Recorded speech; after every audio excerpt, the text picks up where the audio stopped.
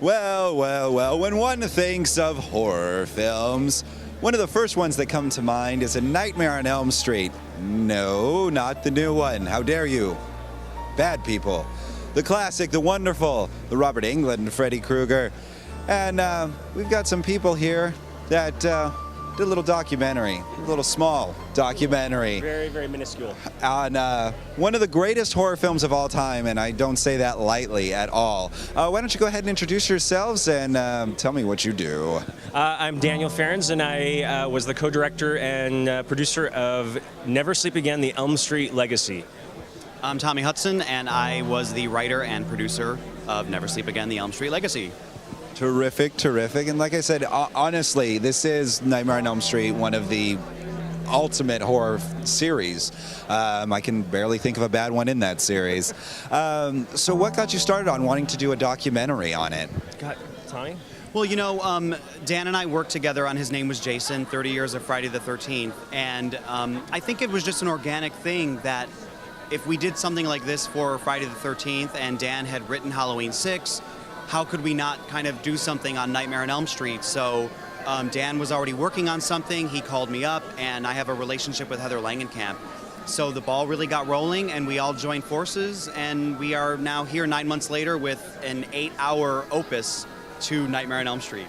And Tommy, I have to say, is also, I think, probably the ultimate Nightmare on Elm Street fan. I think he knows more about this series than anybody I've ever known in my life. And I just think it was just a sort of an aligning of the stars. I think it was the right team and the right time. This is really about the Robert Englund, Heather Langenkamp, Wes Craven years of Nightmare on Elm Street, and everybody else who participated in all the sequels. So, you know, as much as we pay homage to the original Elm Street, it's also about all the way up through Freddy vs. Jason and what those movies were and what they meant.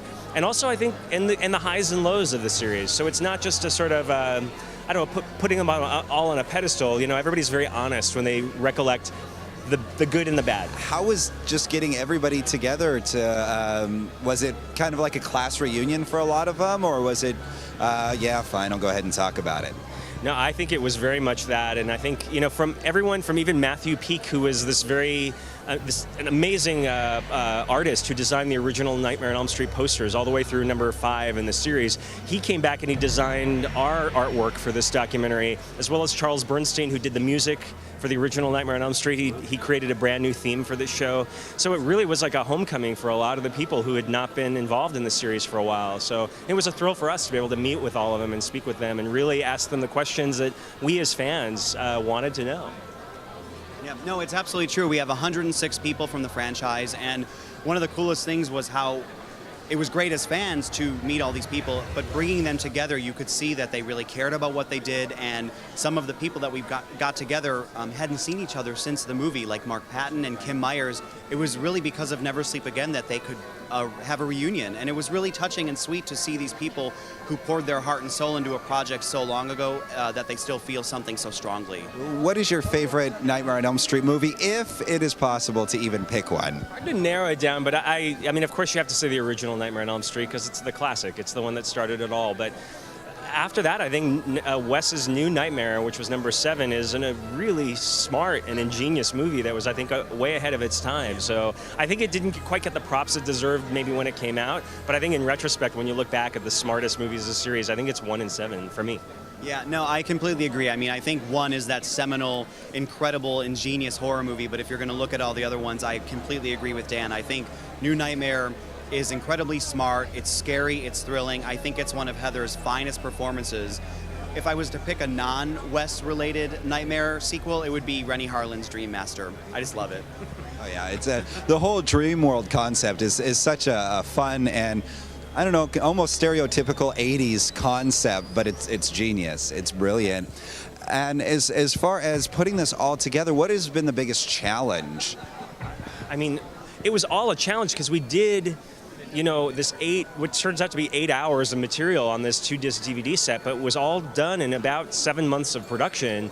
Yeah, we really tried to leave no stone unturned, and it was just the sheer volume of material that we were able to get into this in such a short amount of time. You know, it's not a scripted project in the regular sense of the word where you know the next day you're going to be shooting scenes A, B, and C. it really came down to what questions do we have, and we have to hope that, you know, Dan and Andrew, our brilliant co-directors, could get out of them, all of our interviewees, the information that we needed to tell the great story that we wanted to tell. So it was just this labor of love that was packed into 7 intense months. That's for sure. So basically, it's the Ken Burns of horror documentaries. Is that One of the reviews compared it to that? Which, I mean, that's just such an honor, and it's such a humbling thing to be even compared to something like that. But as far as horror documentaries, I don't know that there's been anything that this has been this extensive and in depth. and there's really not a series that deserves such a treatment as Nightmare on Elm Street. Or at least I'm glad this is the first. So if there are other ones, maybe if we set the bar a little higher, and I hope we did, but I hope that if anybody wants to do one on another series, they realize that, you know, you don't have to shortchange it. You don't have to do the 90-minute version of something that really could be told over, and the fans want more. Oh, absolutely. You know, and I think that's the thing is I don't think you have to shortchange it. I don't think you have to give it the short shrift. And I think again, if we were going to raise the bar, it's just in knowing that the fans want the most complete telling of that story that you could give them, and that's what we tried to do. And I think it's important too that fans wanted this story, and it seems, as Dan and I were just talking, how if we didn't make this, would it have been made? Right. It almost seems impossible to think that no one would have done this, but they didn't. And that's, I think, one of the reasons that we really felt this was a story that needed to be told. We're fans. Right. We know that fans are out there like us wanting it, so it was just a really great thing to see it now happening, seeing it out there, and seeing it getting these great reviews and the appreciation of the hard work we put into it, because we truly cared about what we were doing, and we care about Elm Street. Absolutely. And we are so glad that you do care about Elm Street. Now, for all the ghouls and Elm Street lovers at home, where can they get this? Where can they see this? They can get it directly from us at elmstreetlegacy.com, and actually, if they do that before June 1st, they will get a signed poster by Heather Langenkamp. Oh, very nice. Yeah, it's the great Matthew Peak artwork, original artwork, a 12 by 18 poster. It is also available on Amazon.com, BestBuy.com, and some other sites out there, and it will hopefully soon be in stores all over America. Well, absolutely, and this is a trick or treat for all the fans out there. And so, what's next after 7 grueling months and 8 hours later? What do you got in store? Sleep. Just sleep. Exactly. Rest. Finally.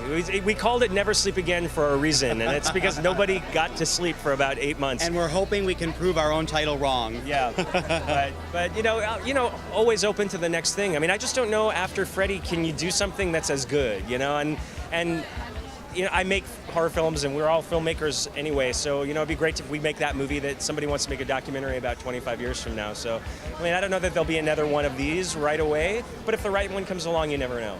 Oh, absolutely, absolutely. Well, thank you so much for stopping by The Darkest Hours.